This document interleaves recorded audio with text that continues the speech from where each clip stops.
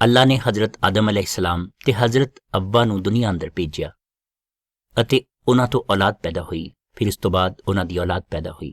ਇਸ ਤਰ੍ਹਾਂ ਹੀ ਪੂਰੀ ਧਰਤੀ ਉੱਪਰ ਹਜ਼ਰਤ ਆਦਮ ਅਲੈਹਿਸਲਾਮ ਦੀ ਔਲਾਦ ਫੈਲ ਗਈ। ਉਹਨਾਂ ਵਿੱਚੋਂ ਹਜ਼ਰਤ ਇਬਰਾਹੀਮ ਅਲੈਹਿਸਲਾਮ ਅਤੇ ਉਸ ਦੀ ਪਤਨੀ ਵੀ ਹੋਏ। ਹਜ਼ਰਤ ਇਬਰਾਹੀਮ ਅਲੈਹਿਸਲਾਮ ਬਹੁਤ ਬੁੱਢੇ ਹੋ ਚੁੱਕੇ ਸਨ ਅਤੇ ਉਹਨਾਂ ਦੇ ਕੋਈ ਔਲਾਦ ਨਹੀਂ ਸੀ। ਅੱਲਾ ਨੇ ਕਿਹਾ, ਮੈਂ ਤੈਨੂੰ ਸਾਰੀ ਧਰਤੀ ਉੱਪਰ ਮਸ਼ਹੂਰ ਕਰ ਦੇਵਾਂਗਾ ਅਤੇ ਤੈਨੂੰ ਬਹੁਤ ਸਾਰੀ ਔਲਾਦ ਦੇਵਾਂਗਾ। ਇਸ ਤੋਂ ਬਾਅਦ ਹਜ਼ਰਤ ਇਬਰਾਹੀਮ ਅਲੈਹਿਸਲਾਮ ਨੇ ਅੱਲਾ ਦੀਆਂ ਗੱਲਾਂ ਤੇ ਯਕੀਨ ਕੀਤਾ। ਫਿਰ ਅੱਲਾ ਨੇ ਹਜ਼ਰਤ ਇਬਰਾਹੀਮ ਅਲੈਹਿਸਲਾਮ ਨੂੰ ਨੇਕ ਮੰਨਿਆ ਤੇ ਉਹਨਾਂ ਨੂੰ ਇੱਕ ਪੁੱਤਰ ਦੇ ਦਿੱਤਾ। ਇਸ ਤੋਂ ਬਾਅਦ ਅੱਲਾ ਨੇ ਕਿਹਾ, ਮੈਂ ਤੈਨੂੰ ਇੰਨੀ ਔਲਾਦ ਦੇਵਾਂਗਾ ਤੇ ਤੇਰੀ ਔਲਾਦ ਵਿੱਚੋਂ ਇੱਕ ਇਨਸਾਨ ਕਰਕੇ ਪੂਰੀ ਦੁਨੀਆ ਦੇ ਕਬੀਲਿਆਂ ਨੂੰ ਅਸ਼ੀਰਵਾਦ ਦੇਵਾਂਗਾ। ਹਜ਼ਰਤ ਇਬਰਾਹੀਮ ਦੀ ਬਹੁਤ ਸਾਰੀ ਔਲਾਦ ਹੋਈ। ਫਿਰ ਉਹਨਾਂ ਦੀ ਔਲਾਦ ਇਸ ਤਰ੍ਹਾਂ ਵੱਧਦੀ ਧਰਤੀ ਉੱਪਰ ਹਜ਼ਰਤ ਇਬਰਾਹੀਮ ਅਲੈਹਿਸਲਾਮ ਦੇ ਮੰਨਣ ਵਾਲੇ ਹੋ ਗਏ। ਅੱਲਾਹ ਤਾਲਾ ਨੇ ਹਜ਼ਰਤ ਇਬਰਾਹੀਮ ਦੀ ਔਲਾਦ ਨੂੰ ਇੱਕ ਖੂਬਸੂਰਤ ਦੇਸ਼ ਦਿੱਤਾ।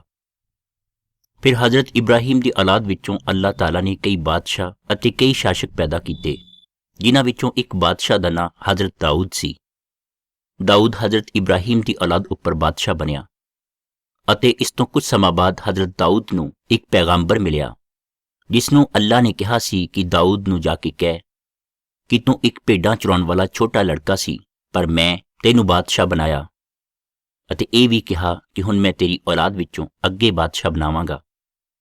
ਜੇ ਤੇਰੀ ਔਲਾਦ ਗਲਤੀਆਂ ਕਰੇਗੀ ਤਾਂ ਮੈਂ ਦੂਜੀਆਂ ਕੌਮਾਂ ਕੋਲੋਂ ਉਹਨਾਂ ਨੂੰ ਸਜ਼ਾ ਦਿਵਾਵਾਂਗਾ, ਪਰ ਮੇਰਾ ਪਿਆਰ ਅਟੁੱਟ ਹੈ, ਇਹ ਹਮੇਸ਼ਾ ਰਹੇਗਾ ਅਤੇ ਤੇਰਾ ਰਾਜ ਹਮੇਸ਼ਾ ਰਹੇਗਾ।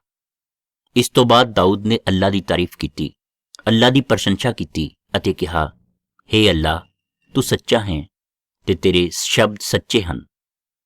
ਹਜ਼ਰਤ ਦਾਊਦ ਅਲੈਹਿਸਲਾਮ ਦੀ ਮੌਤ ਤੋਂ ਬਾਅਦ ਅੱਲਾ ਨੇ ਉਸ ਦੇ ਬੱਚਿਆਂ ਵਿੱਚੋਂ ਬਾਦਸ਼ਾਹ ਬਣਾਇਆ, ਜਿਸ ਤਰ੍ਹਾਂ ਅੱਲਾ ਨੇ ਵਾਅਦਾ ਕੀਤਾ ਸੀ।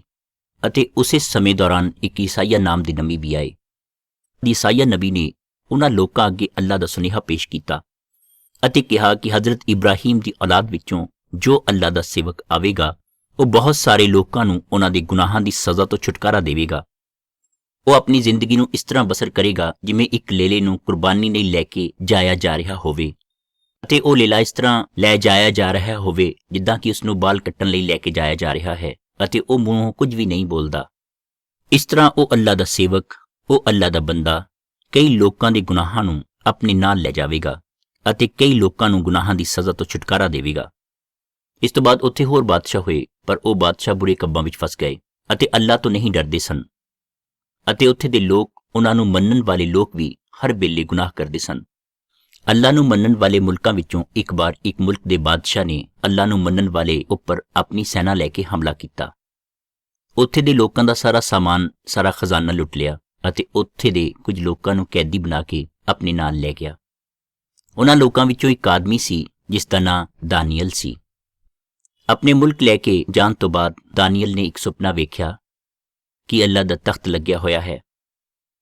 ਉਸ ਤਖਤ ਦੇ ਆਲੇ ਦੁਆਲੇ ਬਹੁਤ ਸਾਰੇ ਫਰਿਸ਼ਤੇ ਖੜੇ ਹਨ।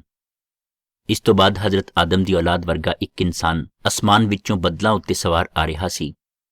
ਫਿਰ ਅੱਲਾ ਨੇ ਉਸ ਨੂੰ ਸਾਰੇ ਅਧਿਕਾਰ ਦੇ ਦਿੱਤੇ ਅਤੇ ਹਰ ਭਾਸ਼ਾ ਅਤੇ ਹਰ ਕੌਮ ਦੇ ਲੋਕ ਉਸ ਦੇ ਅਧੀਨ ਹੋਣਗੇ। ਉਸ ਨੂੰ ਹਰ ਕੌਮ ਦੇ ਲੋਕਾਂ ਉੱਪਰ ਅਧਿਕਾਰ ਅਤੇ ਉਸ ਦਾ ਰਾਜ ਹੋਵੇਗਾ। ਉਸ ਦੀ ਰਿਆਸਤ ਅੰਤ ਤੱਕ ਰਹੇਗੀ, ਉਸ ਦਾ ਰਾਜ ਕਦੇ ਖਤਮ ਨਹੀਂ ਹੋਵੇਗਾ। ਇਸ ਤੋਂ ਕੁਝ ਸਾਲ ਬਾਅਦ ਅੱਲਾ ਨੇ ਹਜ਼ਰਤ ਇਬਰਾਹੀਮ ਦੀ ਔਲਾਦ ਨੂੰ ਆਜ਼ਾਦ ਕਰਵਾ ਦਿੱਤਾ ਅਤੇ ਉਹ ਆਪਣੇ ਮੁਲਕ ਵਿੱਚ ਵਾਪਸ ਚਲੇ ਗਏ। ਆਪਣੇ ਮੁਲਕ ਵਿੱਚ ਉਹ ਲੋਕ ਇੰਤਜ਼ਾਰ ਕਰਨ ਲੱਗੇ ਅਤੇ ਸੋਚਣ ਲੱਗੇ ਕਿ ਕਦੋਂ ਉਹ ਬਾਦਸ਼ਾਹ ਆਵੇਗਾ ਜਿਸ ਬਾਦਸ਼ਾਹ ਬਾਰੇ ਹਜ਼ਰਤ ਦਾਨੀਅਲ ਨੇ ਲਿਖਿਆ ਸੀ ਅਤੇ ਕਦੋਂ ਉਹ ਗੁਨਾਹਾਂ ਦੀ ਸਜ਼ਾ ਤੋਂ ਛੁਟਕਾਰਾ ਦੇਣ ਵਾਲਾ ਆਵੇਗਾ ਜਿਸ ਬਾਰੇ ਅੱਲਾ ਨੇ ਸਾਨੂੰ ਦੱਸਿਆ ਸੀ। ਹਜ਼ਰਤ ਈਸਾ ਦੀ ਤਬਲੀਗ ਤੋਂ ਪਹਿਲਾਂ ਅੱਲਾਹ ਤਾਲਾ ਨੇ ਇੱਕ ਬੰਦਾ ਭੇਜਿਆ ਜਿਸ ਦਾ ਨਾਂ ਹਜ਼ਰਤ ਯਾਹਿਆ ਸੀ। ਹਜ਼ਰਤ ਯਾਹਿਆ ਲੋਕਾਂ ਵਿੱਚ ਤਬਲੀਗ ਕਰਦੇ ਸਨ ਕਿ ਤੁਸੀਂ ਲੋਕ ਅੱਲਾ ਤੋਂ ਆਪਣੇ ਗੁਨਾਹਾਂ ਦੀ ਤੌਬਾ ਕਰੋ, ਕਿਉਂ ਜੋ ਅੱਲਾ ਦਾ ਬਾਦਸ਼ਾਹ ਨਜ਼ਦੀਕ ਹੈ। ਹਜ਼ਰਤ ਯਾਹਿਆ ਲੋਕਾਂ ਨੂੰ ਪਾਕ ਗੁਸਲ ਦਿੰਦੇ ਸਨ ਜੋ ਲੋਕ ਗੁਨਾਹਾਂ ਦੀ ਤੌਬਾ ਕਰ ਰਹੇ ਸਨ। ਉਸ ਭੀੜ ਵਿੱਚੋਂ ਕੁਝ ਲੋਕਾਂ ਨੇ ਕਿਹਾ ਕਿ ਇਹ ਉਹੀ ਬਾਦਸ਼ਾਹ ਹੈ ਜਿਸ ਬਾਰੇ ਅੱਲਾਹ ਤਾਲਾ ਨੇ ਸਾਨੂੰ ਦੱਸਿਆ ਹੈ। ਇਹੋ ਹੀ ਗੁਨਾਹਾਂ ਦੀ ਸਜ਼ਾ ਤੋਂ ਛੁਟਕਾਰਾ ਦੇਣ ਵਾਲਾ ਨਬੀ ਹੈ ਜਿਸ ਬਾਰੇ ਅੱਲਾਹ ਤਾਲਾ ਨੇ ਸਾਨੂੰ ਦੱਸਿਆ ਹੈ। ਪਰ ਹਜ਼ਰਤ ਯਾਹਿਆ ਨੇ ਉਹਨਾਂ ਨੂੰ ਦੱਸਿਆ ਕਿ ਮੈਂ ਉਹ ਨਬੀ ਨਹੀਂ ਹਾਂ, ਉਹ ਤਾਂ ਮੇਰੇ ਬਾਅਦ ਵਿੱਚ ਆਉਣ ਵਾਲਾ ਹੈ। ਮੈਂ ਤਾਂ ਪਾਣੀ ਨਾਲ ਗੁਸਲ ਦਿੰਦਾ ਹਾਂ, ਪਰ ਉਹ ਅੱਲਾਹ ਤਾਲਾ ਦੀ ਪਾਕ ਰੂਹ ਦੇ ਨਾਲ ਅੱਗ ਨਾਲ ਗੁਸਲ ਦੇਵੇਗਾ। ਉਹ ਇੰਨਾ ਪਾਕ ਹੈ ਕਿ ਮੈਂ ਉਸ ਦੀ ਜੁੱਤੀ ਦਾ ਤਸਮਾ ਖੋਲ੍ਹਣ ਦੇ ਵੀ ਕਾਬਿਲ ਨਹੀਂ। ਹਜ਼ਰਤ ਯਾਹਿਆ ਇੱਕ ਦਿਨ ਦਰਿਆ ਦੇ ਕਿਨਾਰੇ ਉੱਤੇ ਕੁਝ ਲੋਕਾਂ ਨੂੰ ਗੁਸਲ ਦੇ ਰਹੇ ਸਨ ਕਿ ਹਜ਼ਰਤ ਈਸਾ ਅਲੈਹਿਸਲਾਮ ਉੱਥੇ ਆ ਗਏ। ਉਹਨਾਂ ਨੇ ਹਜ਼ਰਤ ਯਾਹਿਆ ਨੂੰ ਕਿਹਾ ਕਿ ਤੁਸੀਂ ਮੈਨੂੰ ਵੀ ਪਾਕ ਗੁਸਲ ਦਿਓ। ਹਜ਼ਰਤ ਯਾਹਿਆ ਨੇ ਹਜ਼ਰਤ ਈਸਾ ਅਲੈਹਿਸਲਾਮ ਨੂੰ ਪਾਕ ਗੁਸਲ ਦਿੱਤਾ ਤੇ ਅਸਮਾਨ ਵਿੱਚੋਂ ਇੱਕ ਘੁੱਗੀ ਦੀ ਸ਼ਕਲ ਵਿੱਚ ਪਾਕ ਰੂਹ ਹਜ਼ਰਤ ਈਸਾ ਅਲੈਹਿਸਲਾਮ ਦੇ ਮੋਢੇ ਉੱਪਰ ਆ ਕੇ ਬੈਠ ਗਈ। ਹਜ਼ਰਤ ਈਸਾ ਦੇ ਬਾਰੇ ਅਸਮਾਨ ਵਿੱਚੋਂ ਇੱਕ ਆਵਾਜ਼ ਆਈ, ਇਹ ਮੇਰਾ ਪਿਆਰਾ ਹੈ ਜਿਸ ਕੋਲੋਂ ਮੈਂ ਬਹੁਤ ਖੁਸ਼ ਹਾਂ। ਇੱਕ ਦਿਨ ਹਜ਼ਰਤ ਈਸਾ ਅਲੈਹਿਸਲਾਮ ਇੱਕ ਝੀਲ ਦੇ ਕੋਲ ਇੱਕ ਘਰ ਦੇ ਵਿੱਚ ਲੋਕਾਂ ਨੂੰ ਸਿੱਖਿਆ ਦੇ ਰਹੇ ਸਨ। ਲੋਕ ਦੂਰੋਂ ਦੂਰੋਂ ਉਹਨਾਂ ਦੀ ਸਿੱਖਿਆ ਸੁਣਨ ਲਈ ਉੱਥੇ ਆਏ ਹੋਏ ਸਨ, ਜਿਨ੍ਹਾਂ ਵਿੱਚੋਂ ਕੁਝ ਧਾਰਮਿਕ ਆਗੂ ਵੀ ਸਨ। ਬਹੁਤ ਹੀ ਜਲਦੀ ਉਹ ਸਿੱਖਿਆ ਦੇਣ ਵਾਲੀ ਜਗ੍ਹਾ ਜਿੱਥੇ ਹਜ਼ਰਤ ਈਸਾ ਧਰਮ ਦਾ ਪ੍ਰਚਾਰ ਕਰ ਰਹੇ ਸਨ, ਉਹ ਜਗ੍ਹਾ ਪੂਰੀ ਤਰ੍ਹਾਂ ਭਰ ਗਈ। ਉਹ ਕਮਰਾ ਪੂਰੀ ਤਰ੍ਹਾਂ ਭਰ ਗਿਆ, ਇੱਥੋਂ ਤੱਕ ਕਿ ਉਸ ਦੇ ਬਾਹਰ ਵੀ ਕੋਈ ਖਾਲੀ ਜਗ੍ਹਾ ਨਾ ਰਹੀ। ਇਸ ਤੋਂ ਬਾਅਦ 4 ਲੋਕ ਇੱਕ ਅਪਾਹਜ ਇਨਸਾਨ ਨੂੰ ਲੈ ਕੇ ਉੱਥੇ ਆਏ, ਪਰ ਉਹ ਹਜ਼ਰਤ ਈਸਾ ਤੱਕ ਨਾ ਪੁੱਜ ਸਕੇ ਕਿਉਂਕਿ ਭੀੜ ਬਹੁਤ ਜ਼ਿਆਦਾ ਸੀ। ਇਸ ਲਈ ਉਹਨਾਂ ਨੇ ਛੱਤ ਵਿੱਚ ਇੱਕ ਸੁਰਾਖ ਕੀਤਾ ਜੋ ਬਿਲਕੁਲ ਹਜ਼ਰਤ ਈਸਾ ਦੇ ਸਿਰ ਉੱਪਰ ਸੀ। ਫਿਰ ਉਹਨਾਂ ਨੇ ਉਸ ਅਪਾਹਜ ਆਦਮੀ ਨੂੰ ਉਸ ਦੀ ਚਟਾਈ ਸਮੇਤ ਹੇਠਾਂ ਕਰ ਦਿੱਤਾ। ਹਜ਼ਰਤ ਈਸਾ ਨੇ ਉਸ ਦਾ ਵਿਸ਼ਵਾਸ ਵੇਖਿਆ ਅਤੇ ਉਸ ਅਪਾਹਜ ਇਨਸਾਨ ਨੂੰ ਕਿਹਾ ਕਿ ਮੇਰੇ ਬੱਚੇ, ਤੁਹਾਡੇ ਸਾਰੇ ਗੁਨਾਹ ਮਾਫ ਹੋ ਗਏ ਹਨ। ਜੋ ਧਾਰਮਿਕ ਆਗੂ ਉੱਥੇ ਬੈਠੇ ਸਨ ਉਹ ਆਪਸ ਵਿੱਚ ਸੋਚਣ ਲੱਗੇ ਕਿ ਇਹ ਕੌਣ ਹੈ? ਇਹ ਤਾਂ ਕੁਫਰ ਹੈ। ਅੱਲਾਹ ਤੋਂ ਇਲਾਵਾ ਹੋਰ ਕੌਣ ਗੁਨਾਹ ਮਾਫ ਕਰ ਸਕਦਾ ਹੈ? ਹਜ਼ਰਤ ਈਸਾ ਸਮਝ ਗਏ ਸਨ ਕਿ ਉਹ ਕੀ ਸੋਚ ਰਹੇ ਹਨ। ਇਸ ਲਈ ਉਹਨਾਂ ਨੇ ਕਿਹਾ, ਤੁਸੀਂ ਦੱਸੋ ਕਿ ਇਸ ਇਨਸਾਨ ਨੂੰ ਇਹ ਕਹਿਣਾ ਆਸਾਨ ਹੈ ਕਿ ਤੇਰੇ ਗੁਨਾਹ ਮਾਫ ਹੋ ਗਏ ਹਨ, ਜਾਂ ਇਹ ਕਿ ਉੱਠ ਖੜਾ ਹੋ, ਆਪਣੀ ਚਟਾਈ ਚੁੱਕ ਕੇ ਘਰ ਚਲਾ ਜਾ। ਮੈਂ ਤੁਹਾਨੂੰ ਸਬੂਤ ਦੇ ਸਕਦਾ ਹਾਂ ਕਿ ਮੇਰੇ ਕੋਲ ਗੁਨਾਹਾਂ ਨੂੰ ਮਾਫ ਕਰਨ ਦਾ ਅਧਿਕਾਰ ਹੈ। ਇਸ ਲਈ ਹਜ਼ਰਤ ਈਸਾ ਨੇ ਉਸ ਅਪਾਹਜ ਇਨਸਾਨ ਨੂੰ ਕਿਹਾ, ਉੱਠੋ, ਖੜੇ ਹੋਵੋ ਅਤੇ ਆਪਣੇ ਘਰ ਚਲੇ ਜਾਵੋ। ਉਹ ਅਪਾਹਜ ਆਦਮੀ ਉੱਠਿਆ ਅਤੇ ਕੁੱਦਾ ਹੋਇਆ ਆਪਣੀ ਚਟਾਈ ਇਕੱਠੀ ਕਰਕੇ ਹੈਰਾਨ ਹੋਈ ਭੀੜ ਵਿੱਚੋਂ ਲੰਘ ਗਿਆ। ਲੋਕ ਹੈਰਾਨ ਹੋ ਕੇ ਉਸ ਵੱਲ ਵੇਖ ਰਹੇ ਸਨ ਅਤੇ ਅੱਲਾਹ ਦੀ ਪ੍ਰਸ਼ੰਸਾ ਕਰ ਰਹੇ ਸਨ ਕਿ ਉਹਨਾਂ ਨੇ ਪਹਿਲਾਂ ਅਜਿਹਾ ਨਹੀਂ ਸੀ ਵੇਖਿਆ। ਇੱਕ ਦਿਨ ਹਜ਼ਰਤ ਈਸਾ ਅਲੈਹਿਸਲਾਮ ਸ਼ਹਿਰ ਦੇ ਬਾਹਰ ਇੱਕ ਬਾਗ ਦੇ ਵਿੱਚ ਆਪਣੇ ਚੇਲਿਆਂ ਦੇ ਨਾਲ ਦੁਆ ਕਰਨ ਲਈ ਗਏ। ਜਦੋਂ ਹਜ਼ਰਤ ਈਸਾ ਅਤੇ ਉਹਨਾਂ ਦੇ ਚੇਲੇ ਬਾਗ ਵਿੱਚ ਦੁਆ ਲਈ ਮੌਜੂਦ ਸਨ ਤਾਂ ਉੱਥੇ ਉਹ ਚੇਲਾ ਜਿਸ ਦਾ ਨਾਂ ਯਹੂਦਾ ਸੀ, ਕੁਝ ਸਿਪਾਹੀਆਂ ਅਤੇ ਧਾਰਮਿਕ ਆਗੂਆਂ ਦੇ ਨਾਲ ਹਜ਼ਰਤ ਈਸਾ ਅਲੈਹਿਸਲਾਮ ਨੂੰ ਫੜਨ ਲਈ ਆਇਆ। ਹਜ਼ਰਤ ਈਸਾ ਅਲੈਹਿਸਲਾਮ ਬੜੀ ਚੰਗੀ ਤਰ੍ਹਾਂ ਜਾਣਦੇ ਸਨ ਕਿ ਉਹਨਾਂ ਨੂੰ ਕਿਹੜੀਆਂ-ਕਿਹੜੀਆਂ ਗੱਲਾਂ ਦਾ ਸਾਹਮਣਾ ਕਰਨਾ ਪਵੇਗਾ। ਜਿਹੜੇ ਲੋਕਾਂ ਨੇ ਹਜ਼ਰਤ ਈਸਾ ਅਲੈਹਿਸਲਾਮ ਨੂੰ ਫੜ ਕੇ ਧਰਮ ਦੇ ਆਗੂ ਲੋਕਾਂ ਅੱਗੇ ਕੀਤਾ ਸੀ, ਜਦੋਂ ਉਹ ਧਾਰਮਿਕ ਆਗੂਆਂ ਦੇ ਪ੍ਰਧਾਨ ਦੇ ਘਰ ਪਹੁੰਚੇ ਤਾਂ ਉੱਥੇ ਬਹੁਤ ਸਾਰੇ ਝੂਠੇ ਗਵਾਹੀਆਂ ਦੇਣ ਵਾਲੇ ਵੀ ਆਏ ਹੋਏ ਸਨ, ਪਰ ਉਹਨਾਂ ਦੇ ਖਿਲਾਫ ਕੋਈ ਗੱਲ ਨਾ ਬਣੀ। ਫਿਰ ਉੱਥੋਂ ਧਾਰਮਿਕ ਆਗੂਆਂ ਦੇ ਪ੍ਰਧਾਨ ਨੇ ਹਜ਼ਰਤ ਈਸਾ ਅਲੈਹਿਸਲਾਮ ਨੂੰ ਪੁੱਛਿਆ ਕਿ ਤੈਨੂੰ ਅੱਲਾਹ ਦੀ ਕਸਮ ਹੈ ਕਿ ਤੂੰ ਸਾਨੂੰ ਦੱਸ ਕਿ ਕੀ ਤੂੰ ਵਾਕਈ ਹਜ਼ਰਤ ਇਬਰਾਹੀਮ ਦੇ ਮੰਨਣ ਵਾਲਿਆਂ ਦਾ ਬਾਦਸ਼ਾਹ ਹੈ? ਹਜ਼ਰਤ ਈਸਾ ਅਲੈਹਿਸਲਾਮ ਨੇ ਉਹਨਾਂ ਨੂੰ ਜਵਾਬ ਦਿੱਤਾ ਕਿ ਤੂੰ ਤਾਂ ਖੁਦ ਵੀ ਕਹਿ ਦਿੱਤਾ ਹੈ, ਤੁਸੀਂ ਖੁਦ ਵੇਖੋਗੇ ਕਿ ਮੈਂ ਅਸਮਾਨ ਦੇ ਉੱਤੇ ਅੱਲਾਹ ਤਾਲਾ ਦੇ ਸੱਜੇ ਹੱਥ ਬੈਠਾ ਹੋਵਾਂਗਾ ਤੇ ਫਿਰ ਜਦੋਂ ਮੈਂ ਵਾਪਸ ਆਵਾਂਗਾ ਤਾਂ ਬੱਦਲਾਂ ਉੱਤੇ ਸਵਾਰ ਹੋ ਕੇ ਆਵਾਂਗਾ। ਇਹ ਗੱਲ ਸੁਣ ਕੇ ਧਾਰਮਿਕ ਆਗੂਆਂ ਦੇ ਪ੍ਰਧਾਨ ਨੇ ਆਪਣੇ ਕੱਪੜੇ ਪਾੜੇ ਤੇ ਕਿਹਾ ਕਿ ਹੁਣ ਅਸੀਂ ਆਪਣੇ ਅੱਖੀਂ ਤੇ ਕੰਨੀ ਸੁਣਿਆ, ਇਹ ਕੁਫਰ ਬਕਦਾ ਹੈ, ਇਹ ਕਤਲ ਦੇ ਲਾਇਕ ਹੈ।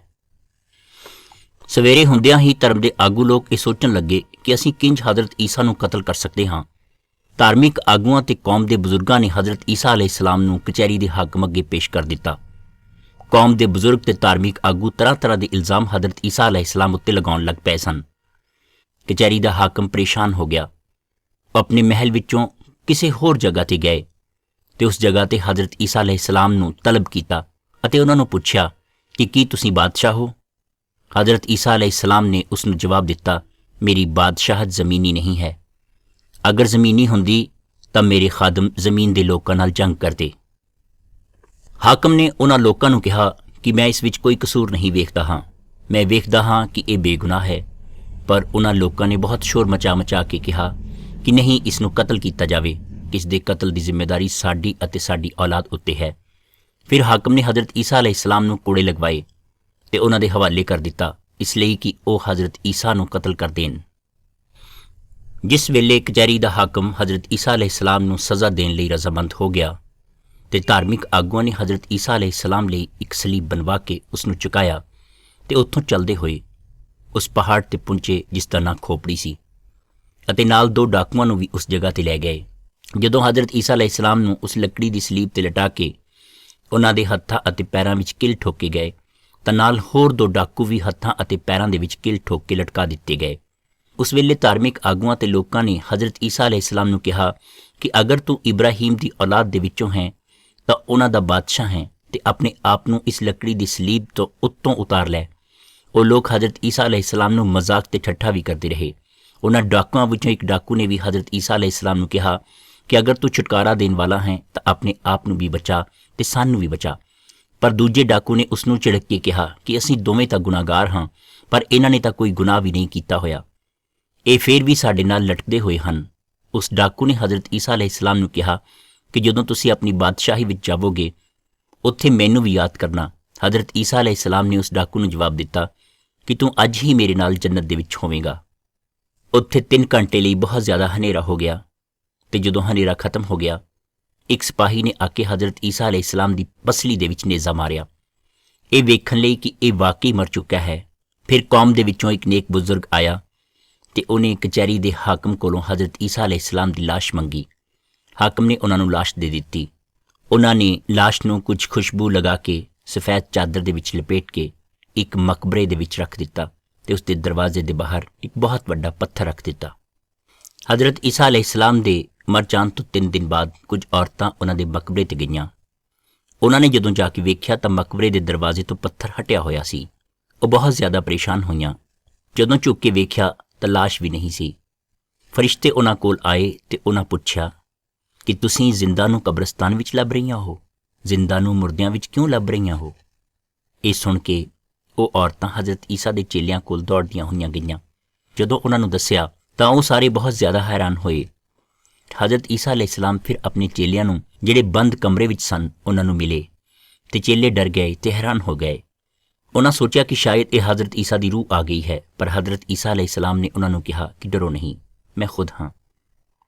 ਹਜ਼ਰਤ ਈਸਾ ਅਲੈਹਿਸਲਾਮ ਨੇ ਉਹਨਾਂ ਨੂੰ ਕਿਹਾ ਕਿ ਤੁਸੀਂ ਇਹਨਾਂ ਗੱਲਾਂ ਬਾਰੇ ਤੌਰਾਤ ਵਿੱਚੋਂ, ਜ਼ਬੂਰ ਵਿੱਚੋਂ ਤੇ ਨਬੀਆਂ ਦੀਆਂ ਕਿਤਾਬਾਂ ਵਿੱਚੋਂ ਪੜ੍ਹ ਸਕਦੇ ਹੋ ਕਿ ਇਹਨਾਂ ਗੱਲਾਂ ਦਾ ਪੂਰਾ ਹੋਣਾ ਜ਼ਰੂਰੀ ਹੈ। ਫਿਰ ਹਜ਼ਰਤ ਈਸਾ ਅਲੈਹਿਸਲਾਮ ਨੇ ਚੇਲਿਆਂ ਦਾ ਜ਼ਹਿਨ ਖੁੱਲ੍ਹ ਗਿਆ ਤੇ ਉਹਨਾਂ ਨੇ ਇਹਨਾਂ ਗੱਲਾਂ ਨੂੰ ਵੇਖਿਆ, ਪੜ੍ਹਿਆ। ਉੱਥੇ ਇਹ ਸੀ ਕਿ ਇੱਕ ਦੁਨੀਆ ਦੇ ਗੁਨਾਹਾਂ ਦਾ ਸਜ਼ਾ ਤੋਂ ਛੁਟਕਾਰਾ ਦੇਣ ਵਾਲਾ ਆਵੇਗਾ। ਉਹ ਆਪਣੇ ਉੱਤੇ ਸਾਰੇ ਗੁਨਾਹ ਲੈ ਲਵੇਗਾ। ਉਹ ਮੁਰਦਿਆਂ ਵਿੱਚੋਂ ਤੀਸਰੇ ਦਿਨ ਜੀ ਉੱਠੇਗਾ। ਹਜ਼ਰਤ ਈਸਾ ਅਲੈਹਿਸਲਾਮ ਨੇ ਉਹਨਾਂ ਨੂੰ ਇਹ ਵੀ ਕਿਹਾ ਕਿ ਜਿੰਨੀ ਦੇਰ ਤੱਕ ਤੁਹਾਨੂੰ ਪਾਕ ਰੂਹ ਦੀ ਤਾਕਤ ਨਹੀਂ ਮਿਲਦੀ, ਤੁਸੀਂ ਇਸੇ ਸ਼ਹਿਰ ਵਿੱਚ ਰਹੋ। ਫਿਰ ਤੁਸੀਂ ਯਰੂਸ਼ਲਮ ਤੋਂ ਸ਼ੁਰੂ ਕਰਕੇ ਸਾਰੀਆਂ ਕੌਮਾਂ ਵਿੱਚ ਇਸ ਗੱਲ ਦਾ ਪ੍ਰਚਾਰ ਕਰੋ ਕਿ ਆਪਣੇ ਗੁਨਾਹਾਂ ਤੋਂ ਮਾਫੀ ਮੰਗੋ ਤੇ ਸਾਰੀਆਂ ਕੌਮਾਂ ਨੂੰ ਤੁਸੀਂ ਚੇਲੇ ਬਣਾਓ ਤੇ ਉਹਨਾਂ ਨੂੰ ਪਾਕ ਗੁਸਲ ਦਿਓ ਤੇ ਮੈਂ ਦੁਨੀਆ ਦੇ ਆਖਰ ਤੱਕ ਤੁਹਾਡੇ ਨਾਲ ਹਾਂ। ਇਸ ਤੋਂ ਬਾਅਦ ਹਜ਼ਰਤ ਈਸਾ ਅਲੈਹਿਸਲਾਮ ਆਪਣੀ ਚੇਲਿਆਂ ਦੇ ਨਾਲ ਸ਼ਹਿਰ ਦੇ ਬਾਹਰ ਇੱਕ ਪਹਾੜ ਉੱਤੇ ਗਏ ਤੇ ਉੱਥੇ ਉਹਨਾਂ ਨੇ ਵੇਖਿਆ ਕਿ ਅਚਾਨਕ ਇੱਕ ਬਦਲੀ ਉਹਨਾਂ ਉੱਤੇ ਆ ਕੇ ਠਹਿਰ ਗਈ। ਹਜ਼ਰਤ ਈਸਾ ਅਲੈਹਿਸਲਾਮ ਉਸ ਬਦਲੀ ਵੱਲ ਨੂੰ ਉੱਠ ਗਏ। ਉਹਨਾਂ ਦੇ ਚੇਲੇ ਲਗਾਤਾਰ ਅਸਮਾਨ ਵੱਲ ਵੇਖ ਰਹੇ ਸਨ। 2 ਫਰਿਸ਼ਤੇ ਉਹਨਾਂ ਕੋਲ ਆ ਕੇ ਖੜੇ ਹੋ ਗਏ। ਉਹਨਾਂ ਨੇ ਚੇਲਿਆਂ ਨੂੰ ਕਿਹਾ ਕਿ ਹੇ ਮਰਦੋ, ਤੁਸੀਂ ਅਸਮਾਨ ਦੀ ਤਰਫ ਕੀ ਵੇਖਦੇ ਹੋ? ਜਿਸ ਤਰ੍ਹਾਂ ਤੁਸੀਂ ਹਜ਼ਰਤ ਈਸਾ ਅਲੈਹਿਸਲਾਮ ਨੂੰ ਅਸਮਾਨ ਦੀ ਤਰਫ ਜਾਂਦਿਆਂ ਵੇਖਿਆ ਹੈ, ਇਸੇ ਤਰ੍ਹਾਂ ਤੁਸੀਂ ਫਿਰ ਉਹਨਾਂ ਨੂੰ ਵਾਪਸ ਆਉਂਦਿਆਂ ਵੀ ਵੇਖੋਗੇ। ਹਜ਼ਰਤ ਈਸਾ ਅਲੈਹਿਸਲਾਮ ਦੇ ਅੱਲਾ ਦੇ ਕੋਲ ਜਾਣ ਤੋਂ 10 ਦਿਨ ਬਾਅਦ ਉਹਨਾਂ ਦੇ ਮੰਨਣ ਵਾਲੇ ਇੱਕ ਘਰ ਵਿੱਚ ਇਕੱਠੇ ਹੋਏ, ਜਿਵੇਂ ਕਿ ਉਹਨਾਂ ਨੂੰ ਕਿਹਾ ਗਿਆ ਸੀ। ਉਹਨਾਂ ਨੇ ਕੁਝ ਆਵਾਜ਼ਾਂ ਸੁਣੀਆਂ, ਜਿਵੇਂ ਕਿ ਤੂਫਾਨ ਆ ਗਿਆ ਹੋਵੇ ਜਾਂ ਬੱਦਲਾਂ ਦੀ ਗੜਗੜਾਹਟ। ਉਸ ਤੋਂ ਬਾਅਦ ਅੱਗ ਦੀਆਂ ਲਪਟਾਂ ਆਈਆਂ ਜਿਹੜੀਆਂ ਉਹਨਾਂ 'ਤੇ ਆ ਕੇ ਖੜੀਆਂ ਹੋ ਗਈਆਂ ਤੇ ਉਹਨਾਂ ਨੂੰ ਇਸ ਤਰ੍ਹਾਂ ਲੱਗਿਆ ਜਿਵੇਂ ਉਹਨਾਂ ਅੰਦਰ ਪਾਕ ਰੂਹ ਭਰ ਗਈ ਹੋਵੇ ਤੇ ਉਹ ਪਾਕ ਰੂਹ ਉਹਨਾਂ ਨੂੰ ਬੋਲਣ ਲਈ ਮਜਬੂਰ ਕਰ ਰਹੀ ਹੋਵੇ। ਉਹ ਸਾਰੇ ਅਲੱਗ-ਅਲੱਗ ਭਾਸ਼ਾਵਾਂ ਵਿੱਚ ਅੱਲਾ ਦੇ ਗੁਣ ਗਾਉਣ ਲੱਗੇ। ਉਹਨਾਂ ਨੂੰ ਅਲੱਗ-ਅਲੱਗ ਬੋਲੀਆਂ ਬੋਲਦੇ ਵੇਖ ਕੇ ਉੱਥੇ ਦੇ ਲੋਕ ਗੱਲਾਂ ਕਰਨ ਲੱਗੇ ਕਿ ਜਿਹੜੇ ਇਲਾਕੇ ਤੋਂ ਅਸੀਂ ਆਏ ਹਾਂ ਇਹ ਉੱਥੇ ਦੀ ਬੋਲੀ ਬੋਲਦੇ ਹਨ। ਇਹ ਕਿਵੇਂ ਹੋ ਸਕਦਾ ਹੈ? ਕਿੰਨੇ ਅਚੰਭੇ ਦੀ ਗੱਲ ਹੈ। ਫਿਰ ਪਤਰਸ, ਜਿਹੜਾ ਕਿ ਹਜ਼ਰਤ ਈਸਾ ਦੇ ਚੇਲਿਆਂ ਵਿੱਚੋਂ ਇੱਕ ਸੀ, ਇਹ ਸੁਣ ਕੇ ਅੱਗੇ ਆਇਆ ਤੇ ਕਹਿਣ ਲੱਗਾ ਕਿ ਈਸਾ ਅਲੈਹਿਸਲਾਮ ਅੱਲਾ ਦੇ ਬੰਦੇ ਸਨ ਅਤੇ ਅੱਲਾ ਨੇ ਉਹਨਾਂ ਨੂੰ ਮੁਜਜ਼ੇ ਅਤੇ ਚਮਤਕਾਰ ਦੇ ਕੇ ਭੇਜਿਆ ਸੀ, ਪਰ ਤੁਸੀਂ ਕੁਝ ਜਿਹੜੇ ਇਬਰਾਹੀਮ ਦੀ ਔਲਾਦ ਵਿੱਚੋਂ ਨਹੀਂ ਸਨ, ਤੁਸੀਂ ਉਹਨਾਂ ਦੇ ਨਾਲ ਮਿਲ ਕੇ ਈਸਾ ਅਲੈਹਿਸਲਾਮ ਨੂੰ ਸੂਲੀ ਤੇ ਚੜ੍ਹਾ ਦਿੱਤਾ। ਪਰ ਅੱਲਾ ਨੇ ਈਸਾ ਅਲੈਹਿਸਲਾਮ ਨੂੰ ਦੁਬਾਰਾ ਜ਼ਿੰਦਾ ਕਰ ਦਿੱਤਾ। ਇਹ ਸਾਰਾ ਕੁਝ ਅਸੀਂ ਆਪਣੀਆਂ ਅੱਖਾਂ ਨਾਲ ਵੇਖਿਆ ਤੇ ਇਹ ਵੀ ਵੇਖਿਆ ਕਿ ਉਹ ਦੁਬਾਰਾ ਜ਼ਿੰਦਾ ਹੋਏ। ਤੇ ਹੁਣ ਉਹ ਜੰਨਤ ਦੇ ਵਿੱਚ ਅੱਲਾ ਦੇ ਸੱਜੇ ਹੱਥ ਬੈਠੇ ਹਨ। ਅੱਜ ਦੇ ਦਿਨ ਅੱਲਾ ਨੇ ਹਜ਼ਰਤ ਈਸਾ ਅਲੈਹਿਸਲਾਮ ਨੂੰ ਹਰ ਕੌਮ ਦਾ ਬਾਦਸ਼ਾਹ ਅਤੇ ਗੁਨਾਹਾਂ ਦੀ ਸਜ਼ਾ ਤੋਂ ਛੁਟਕਾਰਾ ਦੇਣ ਵਾਲਾ ਬਣਾ ਦਿੱਤਾ। ਇਹ ਸੁਣ ਕੇ ਉਹਨਾਂ ਲੋਕਾਂ ਦੇ ਦਿਲ ਦੇ ਅੰਦਰ ਇੱਕ ਗੱਲ ਖੁੱਭੀ ਤੇ ਉਹਨਾਂ ਨੇ ਪੁੱਛਿਆ ਕਿ ਅਸੀਂ ਕੀ ਕਰੀਏ। ਪਤਰਸ ਕਹਿੰਦਾ ਕਿ ਤੁਸੀਂ ਮਾਫੀ ਮੰਗੋ ਅੱਲਾ ਤੋਂ ਤੇ ਤੋਬਾ ਕਰੋ ਤੇ ਪਾਕ ਗੁਸਲ ਲਵੋ। ਈਸਾ ਅਲੈਹਿਸਲਾਮ ਦੇ ਮੁਤਾਬਿਕ ਅਜਿਹਾ ਕਰਨ ਨਾਲ ਤੁਹਾਨੂੰ ਪਾਕ ਰੂਹ ਦਾ ਤੋਹਫਾ ਮਿਲੇਗਾ। ਉਹਨਾਂ ਲੋਕਾਂ ਨੇ ਅਜਿਹਾ ਹੀ ਕੀਤਾ ਤੇ ਇਸ ਦਿਨ 3000 ਲੋਕ ਹਜ਼ਰਤ ਈਸਾ ਅਲੈਹਿਸਲਾਮ ਦੇ ਮੰਨਣ ਵਾਲੇ ਬਣੇ। ਇੱਕ ਦਿਨ ਹਜ਼ਰਤ ਈਸਾ ਅਲੈਹਿਸਲਾਮ ਨੇ ਆਪਣੇ 12 ਉਹਨਾਂ ਚੇਲਿਆਂ ਨੂੰ ਬੁਲਾਇਆ ਜੋ ਉਹਨਾਂ ਦੇ ਜ਼ਿਆਦਾ ਨਜ਼ਦੀਕ ਸਨ ਅਤੇ ਉਹਨਾਂ ਨੂੰ ਕਿਹਾ ਕਿ ਆਓ ਆਪਾਂ ਯਰੂਸ਼ਲਮ ਸ਼ਹਿਰ ਚੱਲੀਏ, ਜਿੱਥੇ ਮੇਰੇ ਤੋਂ ਪਹਿਲਾਂ ਕੁਝ ਨਬੀ ਆਏ। ਉਹਨਾਂ ਨੇ ਮੇਰੇ ਬਾਰੇ ਲਿਖਿਆ ਜੋ ਕਿ ਸੱਚ ਹੈ। ਮੈਂ ਆਪਣੇ ਆਪ ਨੂੰ ਫੌਜ ਦੇ ਹਵਾਲੇ ਕਰ ਦੇਵਾਂਗਾ। ਉਹ ਮੈਨੂੰ ਕੋੜੇ ਮਾਰਨਗੇ ਅਤੇ ਮੇਰੇ ਨਾਲ ਬੁਰਾ ਸਲੂਕ ਕਰਨਗੇ। ਅੰਤ ਵਿੱਚ ਮੈਨੂੰ ਮਾਰ ਦੇਣਗੇ। ਉਸ ਤੋਂ 3 ਦਿਨ ਬਾਅਦ ਫਿਰ ਮੈਂ ਦੁਬਾਰਾ ਜ਼ਿੰਦਾ ਹੋਵਾਂਗਾ।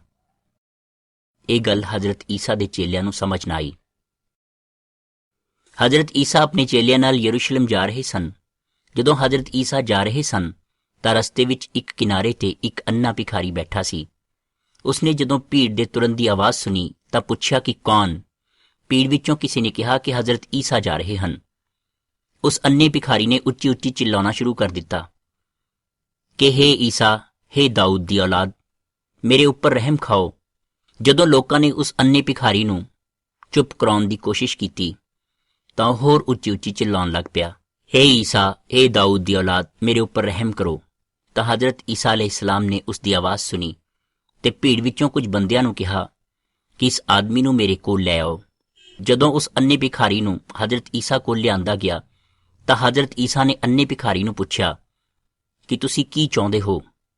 ਤਾਂ ਉਸ ਅੰਨੇ ਭਿਖਾਰੀ ਨੇ ਕਿਹਾ ਕਿ ਮੈਂ ਵੇਖਣਾ ਚਾਹੁੰਦਾ ਹਾਂ।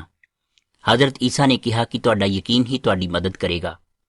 ਇਸ ਤੋਂ ਫੌਰਨ ਬਾਅਦ ਉਹ ਅੰਨਾ ਭਿਖਾਰੀ ਵੇਖਣ ਲੱਗ ਗਿਆ।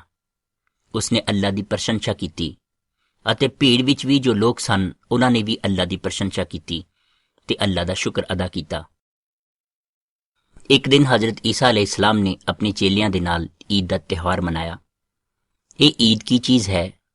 ਇਹ ਈਦ ਉਹ ਹੈ ਜਦੋਂ ਇਬਰਾਹੀਮ ਦੀ ਔਲਾਦ ਮੁਲਕ ਮਿਸਰ ਦੇ ਵਿੱਚ ਫਿਰੌਨ ਬਾਦਸ਼ਾਹ ਦੀ ਗੁਲਾਮੀ ਕਰਦੇ ਸਨ। ਉਦੋਂ ਆਜ਼ਾਦ ਹੋਣ ਦੀ ਖੁਸ਼ੀ ਵਿੱਚ ਉਹ ਈਦ ਮਨਾਉਂਦੇ ਸਨ। ਪਰ ਹਜ਼ਰਤ ਈਸਾ ਦੇ ਚੇਲਿਆਂ ਦੇ ਵਿੱਚੋਂ ਇੱਕ ਚੇਲੇ ਯਹੂਦਾ ਦੇ ਅੰਦਰ ਸ਼ੈਤਾਨ ਸਮਾ ਗਿਆ ਤੇ ਉਸਨੇ ਧਾਰਮਿਕ ਆਗੂ ਲੋਕਾਂ ਨਾਲ ਮਿਲ ਕੇ ਹਜ਼ਰਤ ਈਸਾ ਨੂੰ ਟਿਕਾਣੇ ਲਗਾਉਣ ਦਾ ਮਨਸੂਬਾ ਬਣਾਇਆ। ਧਾਰਮਿਕ ਆਗੂ ਲੋਕਾਂ ਨੇ ਹਜ਼ਰਤ ਈਸਾ ਨੂੰ ਕਤਲ ਕਰਨ ਦੇ ਇਸ ਮਨਸੂਬੇ ਲਈ ਉਸਨੂੰ ਪੈਸੇ ਦੇਣ ਦੀ ਵੀ ਗੱਲਬਾਤ ਕੀਤੀ, ਜਿਸ ਨਾਲ ਉਹ ਬੜਾ ਖੁਸ਼ ਹੋਇਆ। ਉਸ ਤੋਂ ਬਾਅਦ ਹਜ਼ਰਤ ਈਸਾ ਅਲੈਹਿਸਲਾਮ ਆਪਣੇ ਚੇਲਿਆਂ ਦੇ ਨਾਲ ਦਾਵਤ ਲਈ ਗਏ, ਜਿੱਥੇ ਉਹਨਾਂ ਨੇ ਦਾਵਤ ਕਰਨੀ ਸੀ। ਹਜ਼ਰਤ ਈਸਾ ਨੇ ਆਪਣੇ ਚੇਲਿਆਂ ਨੂੰ ਕਿਹਾ ਕਿ ਮੈਂ ਤੁਹਾਡੇ ਨਾਲ ਇਹ ਦਾਵਤ ਆਪਣੇ ਦੁੱਖਾਂ ਦੇ ਸ਼ੁਰੂ ਤੋਂ ਪਹਿਲਾਂ ਕਰਨਾ ਚਾਹੁੰਦਾ ਹਾਂ। ਉਸ ਵੇਲੇ ਉਹਨਾਂ ਦੇ ਨਾਲ ਉਹਨਾਂ ਦੇ 12 ਨਜ਼ਦੀਕੀ ਚੇਲੇ ਸਨ। ਫਿਰ ਆਪਣੇ ਚੇਲਿਆਂ ਨੂੰ ਹਜ਼ਰਤ ਈਸਾ ਨੇ ਆਖਿਆ ਕਿ ਤੁਹਾਡੇ ਵਿੱਚੋਂ ਹੀ ਇੱਕ ਹੈ ਜੋ ਮੈਨੂੰ ਮੇਰੇ ਦੁੱਖ ਦੇਣ ਵਾਲਿਆਂ ਦੇ ਹਵਾਲੇ ਕਰੇਗਾ। ਤੁਸੀਂ ਬਿਲਕੁਲ ਪਰੇਸ਼ਾਨ ਨਾ ਹੋਵੋ।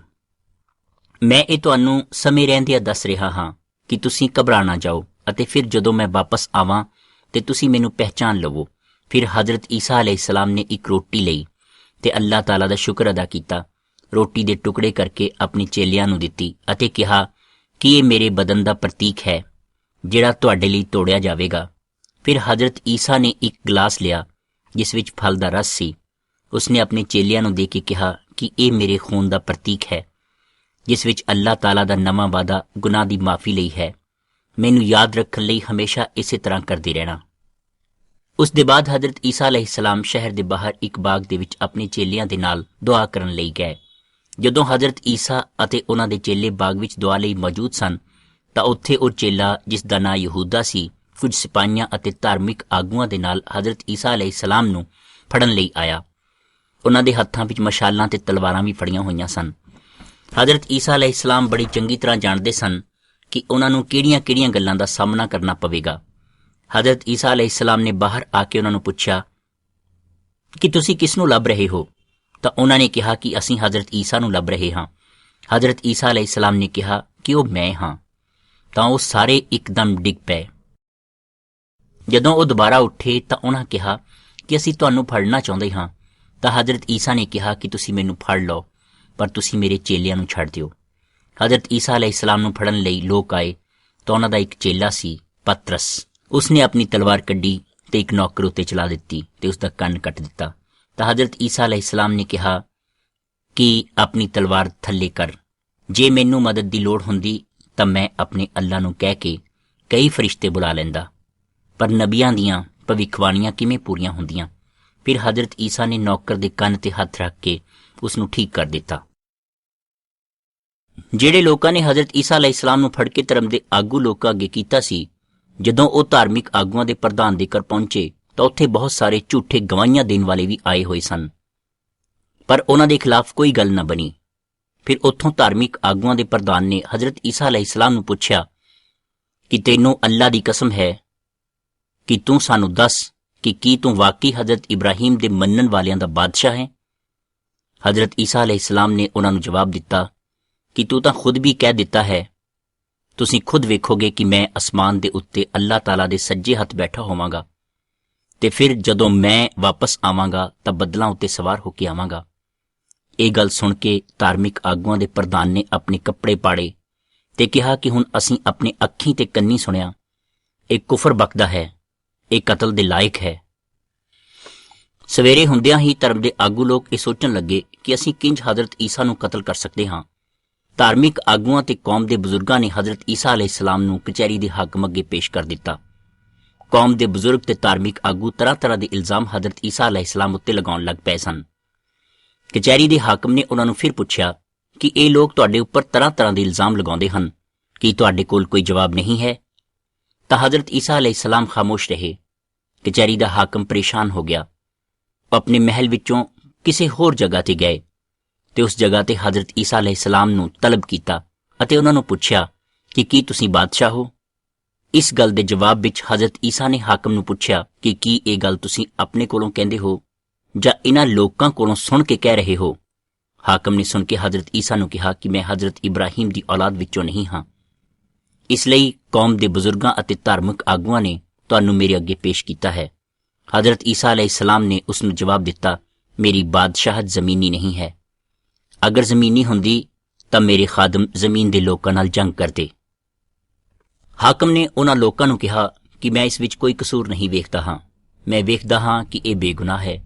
ਪਰ ਉਹਨਾਂ ਲੋਕਾਂ ਨੇ ਬਹੁਤ ਸ਼ੋਰ ਮਚਾ ਕੇ ਕਿਹਾ ਕਿ ਨਹੀਂ, ਇਸ ਨੂੰ ਕਤਲ ਕੀਤਾ ਜਾਵੇ। ਫਿਰ ਹਾਕਮ ਨੇ ਇੱਕ ਬਰਤਨ ਵਿੱਚ ਪਾਣੀ ਮੰਗਵਾ ਕੇ ਹੱਥ ਧੋਤੇ ਤੇ ਕਿਹਾ, ਮੈਂ ਇਸ ਦੇ ਕਤਲ ਤੋਂ ਪਾਕ ਹਾਂ। ਉਹਨਾਂ ਨੇ ਸ਼ੋਰ ਮਚਾ ਕੇ ਕਿਹਾ ਕਿ ਇਸ ਦੇ ਕਤਲ ਦੀ ਜ਼ਿੰਮੇਦਾਰੀ ਸਾਡੀ ਅਤੇ ਸਾਡੀ ਔਲਾਦ ਉੱਤੇ ਹੈ। ਫਿਰ ਹਾਕਮ ਨੇ ਹਜ਼ਰਤ ਈਸਾ ਅਲੈਹਿਸਲਾਮ ਨੂੰ ਕੋੜੇ ਲਗਵਾਏ ਤੇ ਉਹਨਾਂ ਦੇ ਹਵਾਲੇ ਕਰ ਦਿੱਤਾ, ਇਸ ਲਈ ਕਿ ਉਹ ਹਜ਼ਰਤ ਈਸਾ ਨੂੰ ਕਤਲ ਕਰ ਦੇਣ। ਜਿਸ ਵੇਲੇ ਕਚਹਿਰੀ ਦਾ ਹਾਕਮ ਹਜ਼ਰਤ ਈਸਾ ਅਲੈਹਿਸਲਾਮ ਨੂੰ ਸਜ਼ਾ ਦੇਣ ਲਈ ਰਜ਼ਾਮੰਦ ਹੋ ਗਿਆ ਤੇ ਧਾਰਮਿਕ ਆਗੂਆਂ ਨੇ ਹਜ਼ਰਤ ਈਸਾ ਅਲੈਹਿਸਲਾਮ ਲਈ ਇੱਕ ਸਲੀਬ ਬਣਵਾ ਕੇ ਉਸ ਨੂੰ ਚੁਕਾਇਆ ਤੇ ਉੱਥੋਂ ਚੱਲਦੇ ਹੋਏ ਉਸ ਪਹਾੜ ਤੇ ਪਹੁੰਚੇ ਜਿਸ ਦਾ ਨਾਂ ਖੋਪੜੀ ਸੀ ਅਤੇ ਨਾਲ 2 ਡਾਕੂਆਂ ਨੂੰ ਵੀ ਉਸ ਜਗ੍ਹਾ ਤੇ ਲੈ ਗਏ। ਜਦੋਂ ਹਜ਼ਰਤ ਈਸਾ ਅਲੈਹਿਸਲਾਮ ਨੂੰ ਉਸ ਲੱਕੜੀ ਦੀ ਸਲੀਬ ਤੇ ਲਟਾ ਕੇ ਉਹਨਾਂ ਦੇ ਹੱਥਾਂ ਅਤੇ ਪੈਰਾਂ ਵਿੱਚ ਕਿਲ ਠੋਕ ਕੇ ਗਏ ਤਾਂ ਨਾਲ ਹੋਰ 2 ਡਾਕੂ ਵੀ ਹੱਥਾਂ ਅਤੇ ਪੈਰਾਂ ਦੇ ਵਿੱਚ ਕਿਲ ਠੋਕ ਕੇ ਲਟਕਾ ਦਿੱਤੇ ਗਏ। ਉਸ ਵੇਲੇ ਧਾਰਮਿਕ ਆਗੂਆਂ ਤੇ ਲੋਕਾਂ ਨੇ ਹਜ਼ਰਤ ਈਸਾ ਅਲੈਹਿਸਲਾਮ ਨੂੰ ਕਿਹਾ ਕਿ ਅਗਰ ਤੂੰ ਇਬਰਾਹੀਮ ਦੀ ਔਲਾਦ ਦੇ ਵਿੱਚੋਂ ਹੈ ਤਾਂ ਉਹਨਾਂ ਦਾ ਬਾਦਸ਼ਾਹ ਹੈ ਤੇ ਆਪਣੇ ਆਪ ਨੂੰ ਇਸ ਲੱਕੜੀ ਦੀ ਸਲੀਬ ਤੋਂ ਉੱਤੋਂ ਉਤਾਰ ਲੈ। ਉਹ ਲੋਕ ਹਜ਼ਰਤ ਈਸਾ ਅਲੈਹਿਸਲਾਮ ਨੂੰ ਮਜ਼ਾਕ ਤੇ ਠੱਠਾ ਵੀ ਕਰਦੇ ਰਹੇ। ਉਹਨਾਂ ਡਾਕੂਆਂ ਵਿੱਚੋਂ ਇੱਕ ਡਾਕੂ ਨੇ ਵੀ ਹਜ਼ਰਤ ਈਸਾ ਅਲੈਹਿਸਲਾਮ ਨੂੰ ਕਿਹਾ ਕਿ ਅਗਰ ਤੂੰ ਛੁਟਕਾਰਾ ਦੇਣ ਵਾਲਾ ਹੈ ਤਾਂ ਆਪਣੇ ਆਪ ਨੂੰ ਵੀ ਬਚਾ ਤੇ ਸਾਨੂੰ ਵੀ ਬਚਾ। ਪਰ ਦੂਜੇ ਡਾਕੂ ਨੇ ਉਸ ਨੂੰ ਝਿੜਕ ਕੇ ਕਿਹਾ ਕਿ ਅਸੀਂ ਦੋਵੇਂ ਤਾਂ ਗੁਨਾਹਗਾਰ ਹਾਂ, ਪਰ ਇਹਨਾਂ ਨੇ ਤਾਂ ਕੋਈ ਗੁਨਾਹ ਵੀ ਨਹੀਂ ਕੀਤਾ ਹੋਇਆ, ਇਹ ਫੇਰ ਵੀ ਸਾਡੇ ਨਾਲ ਲਟਕਦੇ ਹੋਏ ਹਨ। ਉਸ ਡਾਕੂ ਨੇ ਹਜ਼ਰਤ ਈਸਾ ਅਲੈਹਿਸਲਾਮ ਨੂੰ ਕਿਹਾ ਕਿ ਜਦੋਂ ਤੁਸੀਂ ਆਪਣੀ ਬਾਦਸ਼ਾਹੀ ਵਿੱਚ ਜਾਵੋਗੇ ਉੱਥੇ ਮੈਨੂੰ ਵੀ ਯਾਦ ਕਰਨਾ। ਹਜ਼ਰਤ ਈਸਾ ਅਲੈਹਿਸਲਾਮ ਨੇ ਉਸ ਡਾਕੂ ਨੂੰ ਜਵਾਬ ਦਿੱਤਾ ਕਿ ਤੂੰ ਅੱਜ ਹੀ ਮੇਰੇ ਨਾਲ ਜੰਨਤ ਦੇ ਵਿੱਚ ਹੋਵੇਂਗਾ। ਉੱਥੇ 3 ਘੰਟੇ ਲਈ ਬਹੁਤ ਜ਼ਿਆਦਾ ਹਨੇਰਾ ਹੋ ਗਿਆ ਤੇ ਜਦੋਂ ਹਨੇਰਾ ਖਤਮ ਹੋ ਗਿਆ, ਇੱਕ ਸਿਪਾਹੀ ਨੇ ਆ ਕੇ ਹਜ਼ਰਤ ਈਸਾ ਅਲੈਹਿਸਲਾਮ ਦੀ ਪਸਲੀ ਦੇ ਵਿੱਚ ਨੇਜ਼ਾ ਮਾਰਿਆ, ਇਹ ਵੇਖਣ ਲਈ ਕਿ ਇਹ ਵਾਕਈ ਮਰ ਚੁੱਕਾ ਹੈ। ਫਿਰ ਕੌਮ ਦੇ ਵਿੱਚੋਂ ਇੱਕ ਨੇਕ ਬਜ਼ੁਰਗ ਆਇਆ ਤੇ ਉਹਨੇ ਕਚਹਿਰੀ ਦੇ ਹਾਕਮ ਕੋਲੋਂ ਹਜ਼ਰਤ ਈਸਾ ਅਲੈਹਿਸਲਾਮ ਦੀ ਲਾਸ਼ ਮੰਗੀ। ਹਾਕਮ ਨੇ ਉਹਨਾਂ ਨੂੰ ਲਾਸ਼ ਦੇ ਦਿੱਤੀ। ਉਹਨਾਂ ਨੇ ਲਾਸ਼ ਨੂੰ ਕੁਝ ਖੁਸ਼ਬੂ ਲਗਾ ਕੇ ਸਫੈਦ ਚਾਦਰ ਦੇ ਵਿੱਚ ਲਪੇਟ ਕੇ ਇੱਕ ਮਕਬਰੇ ਦੇ ਵਿੱਚ ਰੱਖ ਦਿੱਤਾ ਤੇ ਉਸ ਦੇ ਦਰਵਾਜ਼ੇ ਦੇ ਬਾਹਰ ਇੱਕ ਬਹੁਤ ਵੱਡਾ ਪੱਥਰ ਰੱਖ ਦਿੱਤਾ। ਹਜ਼ਰਤ ਈਸਾ ਅਲੈਹਿਸਲਾਮ ਦੇ ਮਰ ਜਾਣ ਤੋਂ 3 ਦਿਨ ਬਾਅਦ ਕੁਝ ਔਰਤਾਂ ਉਹਨਾਂ ਦੇ ਮਕਬਰੇ ਤੇ ਗਈਆਂ। ਉਹਨਾਂ ਨੇ ਜਦੋਂ ਜਾ ਕੇ ਵੇਖਿਆ ਤਾਂ ਮਕਬਰੇ ਦੇ ਦਰਵਾਜ਼ੇ ਤੋਂ ਪੱਥਰ ਹਟਿਆ ਹੋਇਆ ਸੀ। ਉਹ ਬਹੁਤ ਜ਼ਿਆਦਾ ਪਰੇਸ਼ਾਨ ਹੋਈਆਂ। ਜਦੋਂ ਝੁੱਕ ਕੇ ਵੇਖਿਆ ਤਾਂ ਲਾਸ਼ ਵੀ ਨਹੀਂ ਸੀ। ਫਰਿਸ਼ਤੇ ਉਹਨਾਂ ਕੋਲ ਆਏ ਤੇ ਉਹਨਾਂ ਪੁੱਛਿਆ ਕਿ ਤੁਸੀਂ ਜ਼ਿੰਦਾ ਨੂੰ ਕਬਰਸਤਾਨ ਵਿੱਚ ਲੱਭ ਰਹੀਆਂ ਹੋ, ਜ਼ਿੰਦਾ ਨੂੰ ਮੁਰਦਿਆਂ ਵਿੱਚ ਕਿਉਂ ਲੱਭ ਰਹੀਆਂ ਹੋ? ਇਹ ਸੁਣ ਕੇ ਉਹ ਔਰਤਾਂ ਹਜ਼ਰਤ ਈਸਾ ਦੇ ਚੇਲਿਆਂ ਕੋਲ ਦੌੜਦੀਆਂ ਹੋਈਆਂ ਗਈਆਂ। ਜਦੋਂ ਉਹਨਾਂ ਨੂੰ ਦੱਸਿਆ ਤਾਂ ਉਹ ਸਾਰੇ ਬਹੁਤ ਜ਼ਿਆਦਾ ਹੈਰਾਨ ਹੋਏ ਤੇ ਹਜ਼ਰਤ ਈਸਾ ਅਲੈਹਿਸਸਲਾਮ ਦੇ ਚੇਲਿਆਂ ਵਿੱਚੋਂ ਇੱਕ ਚੇਲਾ ਪਤਰਸ ਦੌੜਦਾ ਹੋਇਆ ਉਸ ਮਕਬਰੇ ਵਿੱਚ ਆਇਆ ਅਤੇ ਆ ਕੇ ਵੇਖਿਆ ਕਿ ਮਕਬਰਾ ਸੱਚਮੁੱਚ ਖਾਲੀ ਹੈ ਤਾਂ ਖੁਦ ਵੀ ਹੈਰਾਨ ਹੋ ਗਿਆ। ਹਜ਼ਰਤ ਈਸਾ ਅਲੈਹਿਸਸਲਾਮ ਫਿਰ ਆਪਣੇ ਚੇਲਿਆਂ ਨੂੰ ਜਿਹੜੇ ਬੰਦ ਕਮਰੇ ਵਿੱਚ ਸਨ ਉਹਨਾਂ ਨੂੰ ਮਿਲੇ ਤੇ ਚੇਲੇ ਡਰ ਗਏ ਤੇ ਹੈਰਾਨ ਹੋ ਗਏ। ਉਹਨਾਂ ਸੋਚਿਆ ਕਿ ਸ਼ਾਇਦ ਇਹ ਹਜ਼ਰਤ ਈਸਾ ਦੀ ਰੂਹ ਆ ਗਈ ਹੈ, ਪਰ ਹਜ਼ਰਤ ਈਸਾ ਅਲੈਹਿਸਸਲਾਮ ਨੇ ਉਹਨਾਂ ਨੂੰ ਕਿਹਾ ਕਿ ਡਰੋ ਨਹੀਂ, ਮੈਂ ਖੁਦ ਹਾਂ। ਤੁਸੀਂ ਮੈਨੂੰ ਚੈੱਕ ਕਰ ਸਕਦੇ ਹੋ, ਮੇਰੇ ਹੱਥਾਂ ਨੂੰ ਚੈੱਕ ਕਰ ਸਕਦੇ ਹੋ, ਮੇਰੇ ਜਿਸਮ ਨੂੰ ਹੱਥ ਲਾ ਕੇ ਟਟੋਲ ਕੇ ਚੈੱਕ ਕਰ ਸਕਦੇ ਹੋ। ਉਹ ਸੁਣ ਕੇ ਚੇਲੇ ਬੜੇ ਹੈਰਾਨ ਹੋਏ। ਹਜ਼ਰਤ ਈਸਾ ਅਲੈਹਿਸਸਲਾਮ ਨੇ ਉਹਨਾਂ ਨੂੰ ਕਿਹਾ ਕਿ ਤੁਸੀਂ ਇਹਨਾਂ ਗੱਲਾਂ ਬਾਰੇ ਤੌਰਾਤ ਵਿੱਚੋਂ, ਜ਼ਬੂਰ ਵਿੱਚੋਂ ਤੇ ਨਬੀਆਂ ਦੀਆਂ ਕਿਤਾਬਾਂ ਵਿੱਚੋਂ ਪੜ੍ਹ ਸਕਦੇ ਹੋ ਕਿ ਇਹਨਾਂ ਗੱਲਾਂ ਦਾ ਪੂਰਾ ਹੋਣਾ ਜ਼ਰੂਰੀ ਹੈ। ਫਿਰ ਹਜ਼ਰਤ ਈਸਾ ਅਲੈਹਿਸਸਲਾਮ ਨੇ ਚੇਲਿਆਂ ਦਾ ਜ਼ਹਿਨ ਖੁੱਲ੍ਹ ਗਿਆ ਤੇ ਉਹਨਾਂ ਨੇ ਇਹਨਾਂ ਗੱਲਾਂ ਨੂੰ ਵੇਖਿਆ, ਪੜ੍ਹਿਆ। ਉੱਥੇ ਇਹ ਸੀ ਕਿ ਇੱਕ ਦੁਨੀਆ ਦੇ ਗੁਨਾਹਾਂ ਦਾ ਸਜ਼ਾ ਤੋਂ ਛੁਟਕਾਰਾ ਦੇਣ ਵਾਲਾ ਆਵੇਗਾ। ਉਹ ਆਪਣੇ ਉੱਤੇ ਸਾਰੇ ਗੁਨਾਹ ਲੈ ਲਵੇਗਾ। ਉਹ ਮੁਰਦਿਆਂ ਵਿੱਚੋਂ ਤੀਸਰੇ ਦਿਨ ਜੀ ਉੱਠੇਗਾ। ਹਜ਼ਰਤ ਈਸਾ ਅਲੈਹਿਸਸਲਾਮ ਨੇ ਉਹਨਾਂ ਨੂੰ ਇਹ ਵੀ ਕਿਹਾ ਕਿ ਜਿੰਨੀ ਦੇਰ ਤੱਕ ਤੁਹਾਨੂੰ ਪਾਕ ਰੂਹ ਦੀ ਤਾਕਤ ਨਹੀਂ ਮਿਲਦੀ, ਤੁਸੀਂ ਇਸੇ ਸ਼ਹਿਰ ਵਿੱਚ ਰਹੋ। ਫਿਰ ਤੁਸੀਂ ਯਰੂਸ਼ਲਮ ਤੋਂ ਸ਼ੁਰੂ ਕਰਕੇ ਸਾਰੀਆਂ ਕੌਮਾਂ ਵਿੱਚ ਇਸ ਗੱਲ ਦਾ ਪ੍ਰਚਾਰ ਕਰੋ ਕਿ ਆਪਣੇ ਗੁਨਾਹਾਂ ਤੋਂ ਮਾਫੀ ਮੰਗੋ ਤੇ ਸਾਰੀਆਂ ਕੌਮਾਂ ਨੂੰ ਤੁਸੀਂ ਚੇਲੇ ਬਣਾਓ ਤੇ ਉਹਨਾਂ ਨੂੰ ਪਾਕ ਗੁਸਲ ਦਿਓ ਤੇ ਮੈਂ ਦੁਨੀਆ ਦੇ ਆਖਰ ਤੱਕ ਤੁਹਾਡੇ ਨਾਲ ਹਾਂ। ਇਸ ਤੋਂ ਬਾਅਦ ਹਜ਼ਰਤ ਈਸਾ ਅਲੈਹਿਸਸਲਾਮ ਆਪਣੇ ਚੇਲਿਆਂ ਦੇ ਨਾਲ ਸ਼ਹਿਰ ਦੇ ਬਾਹਰ ਇੱਕ ਪਹਾੜ ਉੱਤੇ ਗਏ ਤੇ ਉੱਥੇ ਉਹਨਾਂ ਨੇ ਵੇਖਿਆ ਕਿ ਅਚਾਨਕ ਇੱਕ ਬਦਲੀ ਉਹਨਾਂ ਉੱਤੇ ਆ ਕੇ ਠਹਿਰ ਗਈ। ਹਜ਼ਰਤ ਈਸਾ ਅਲੈਹਿਸਸਲਾਮ ਉਸ ਬਦਲੀ ਵੱਲ ਨੂੰ ਉੱਠ ਗਏ। ਉਹਨਾਂ ਦੇ ਚੇਲੇ ਲਗਾਤਾਰ ਅਸਮਾਨ ਵੱਲ ਵੇਖ ਰਹੇ ਸਨ। 2 ਫਰਿਸ਼ਤੇ ਉਹਨਾਂ ਕੋਲ ਆ ਕੇ ਖੜੇ ਹੋ ਗਏ।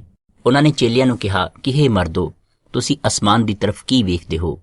ਜਿਸ ਤਰ੍ਹਾਂ ਤੁਸੀਂ ਹਜ਼ਰਤ ਈਸਾ ਅਲੈਹਿਸਸਲਾਮ ਨੂੰ ਅਸਮਾਨ ਦੀ ਤਰਫ ਜਾਂਦਿਆਂ ਵੇਖਿਆ ਹੈ, ਇਸੇ ਤਰ੍ਹਾਂ ਤੁਸੀਂ ਫਿਰ ਉਹਨਾਂ ਨੂੰ ਵਾਪਸ ਆਉਂਦਿਆਂ ਵੀ ਵੇਖੋਗੇ। ਹਜ਼ਰਤ ਈਸਾ ਅਲੈਹਿਸਸਲਾਮ ਦੇ ਅੱਲਾ ਦੇ ਕੋਲ ਜਾਣ ਤੋਂ 10 ਦਿਨ ਬਾਅਦ ਉਹਨਾਂ ਦੇ ਮੰਨਣ ਵਾਲੇ ਇੱਕ ਘਰ ਵਿੱਚ ਇਕੱਠੇ ਹੋਏ, ਜਿਵੇਂ ਕਿ ਉਹਨਾਂ ਨੂੰ ਕਿਹਾ ਗਿਆ ਸੀ। ਉਹਨਾਂ ਨੇ ਕੁਝ ਆਵਾਜ਼ਾਂ ਸੁਣੀਆਂ, ਜਿਵੇਂ ਕਿ ਤੂਫਾਨ ਆ ਗਿਆ ਹੋਵੇ ਜਾਂ ਬੱਦਲਾਂ ਦੀ ਗੜਗੜਾਹਟ।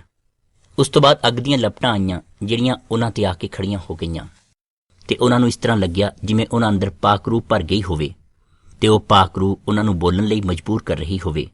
ਉਹ ਸਾਰੇ ਅਲੱਗ-ਅਲੱਗ ਭਾਸ਼ਾਵਾਂ ਵਿੱਚ ਅੱਲਾ ਦੇ ਗੁਣ ਗਾਉਣ ਲੱਗੇ।